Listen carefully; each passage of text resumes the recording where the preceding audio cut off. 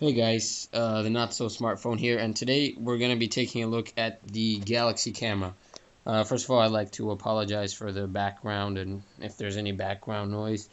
I know it's kind of weird, but anyways, we're just going to be taking a quick unbiased review look at the Galaxy camera. So a Galaxy camera is pretty much a camera with a touchscreen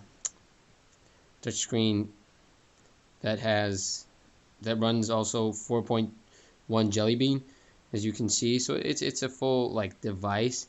You can even put your SIM card, get 4G, LTE, all that stuff.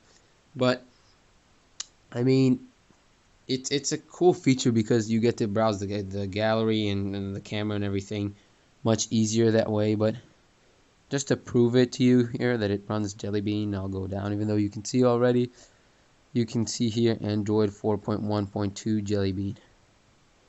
So here you see that this device runs Jelly Bean.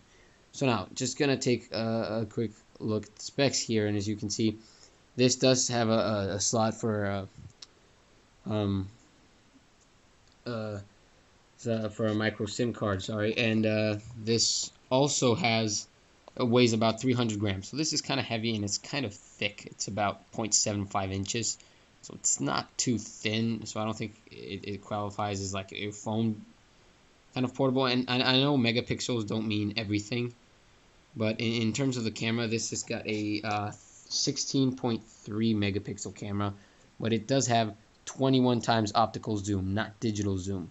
What that means is that you can zoom in with this device up to 21 times, and it won't make the quality of the image worse. Not in the sense that you think necessarily. There won't be less pixels. There'll be the same amount of pixels because it's optical, not digital zoom. Now the display on this, it's an LCD display, 16 million colors, 306 pixels per inch. It's 4.8 inches. It's really not too good, especially because this is made to view photos, but it's not too bad either. But the great thing about this is you can easily access the gallery, paper artists, and a bunch of different things. One thing I don't like about this camera, however, is the fact that sometimes when you're looking at a photo, for example, as you can see, the home button is not on the bottom anymore. Now you gotta go up here to go back or to the home, and that the home button is actually part of the screen. I really don't like it when that happens. I mean, when something like that happens, you can customize where they go and everything, but you know, everything works fine. But anyways, I just don't like it when it's like that. So the quality of the video is actually pretty good, and of the photos are pretty good as well. As I can show you here some examples, maybe. So as you can see, it's not bad, but then again, it's not. If you're looking for something, you're a guy who really takes photographing seriously, I definitely would not recommend this. Maybe if Samsung releases a newer version, maybe that'll be better. But it does focus pretty fast while you're shooting video, and it is quite cool to run a camera that runs Jelly Bean. So it makes everything a little bit easier for you to browse around, and you can quickly share all your photos to everything. For example, Instagram, Google Plus, Picasa, Dropbox, Facebook, Twitter, a bunch of stuff, honestly. But so it does have a bunch of cool features. You can get 4G and LTE. And now I'm just gonna turn the screen off, as you can see here, the notification bar, and take a look at the hardware. So in terms of speed, while you're using this thing, if you want to also do other things besides taking photos, it's got a quad-core 1.4 gigahertz Cortex A9. The chipset is a Exynos 4412 quad, so again, not bad performance. In terms of storage, this thing does come with 8 gigabytes of internal storage, but you have a micro SD card slot, so it's got 1 gigabyte of RAM, and there's also a version of this that only has 4 gigabytes of internal storage. That's one thing that kind of sucks, is the fact that you can only do it through a micro SD. As you can see here, I have one inside a micro SD. Let me just focus the camera right here. I have a micro SD, and you can add a SIM card for 4G and LTE, though you cannot make phone calls or text. And here is the battery. In case you are wondering how big the battery is 1650 milliamp battery, so really doesn't last as long as it should. Anyways, on the bottom it's got a regular tripod screw slot, whatever you call it, and the HDMI cable right here. So in the front you will find the actual lens, the Samsung zoom lens. All the information is there. You'll find this quite grippy part, which is, it feels nice to hold this camera. It's pretty good to take pictures.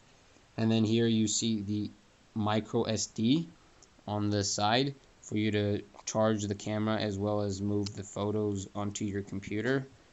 A 3.5mm headphone jack. On the back, pretty much all you have is the actual display screen and nothing else. And on the top you have the flash, which is not automatic, which kind of sucks. You've got to press it here and put it down. And here you see the speakers on the side. On the top there is a lock/power button. You press it here to unlock. There's no lock screen. It just unlocks the phone. But anyways, there's a lock.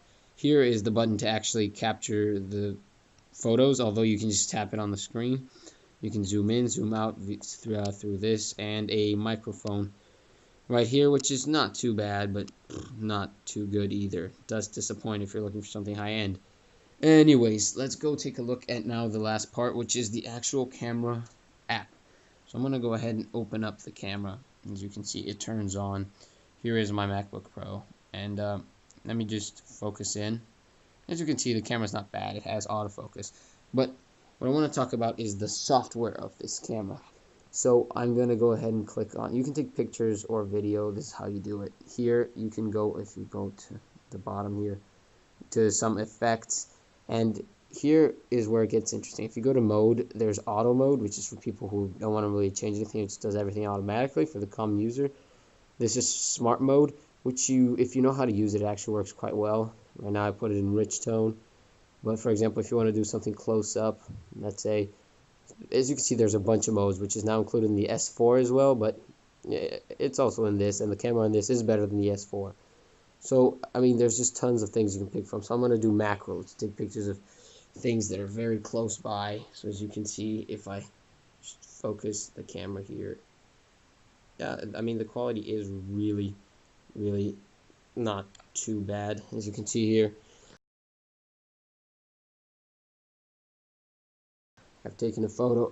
This kind of lags a little when you click to go to the gallery.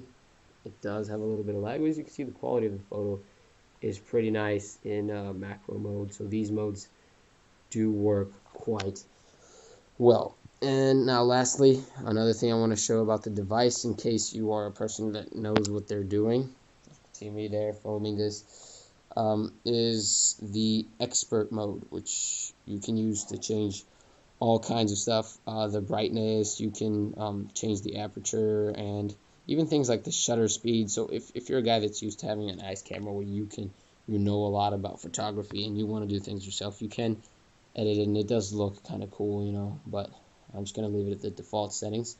So anyways, this has been my review of the Galaxy camera. If you're looking to get this or to get a different camera, if you're serious about shooting videos or want good photos and stuff, I don't necessarily recommend this. However, I do recommend this if you have, for example, a Galaxy phone and you're not a very tech savvy person and you've already gotten used to the UI and you want something similar to take images and photos and video. This is not bad, though I wouldn't call it great.